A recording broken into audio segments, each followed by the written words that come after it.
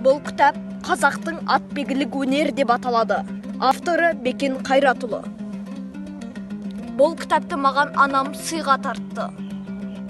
Жылқы малы мен үшін ғана емес, ат жалын тартып мінген бәр қазақ үшін ерекше жануар деп ойлаймын.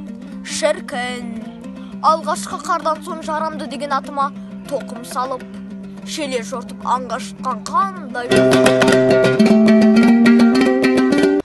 немесе жай ғана көктемнің алғашқы жылы күндері атқа жайдақ мініп, тау бөктеріне бір аралап шыққан қандай ғанибет.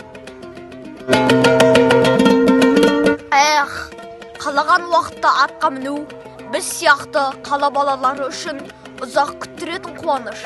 Дегенмен, қалалық ипподром ат спорты менің 8 жасымнан жиі баратын мекенім. Бұл кітапты мен жылқы энциклопедиясы деп атар едім. Қазақи ат баптаудың небір жауһар қазынасы мен үнжу маржаны осы кітаптың ішінде тұнып тұр. Кітап 400 беттік, көлемі өте үлкен, түрлі түсті безендірілген.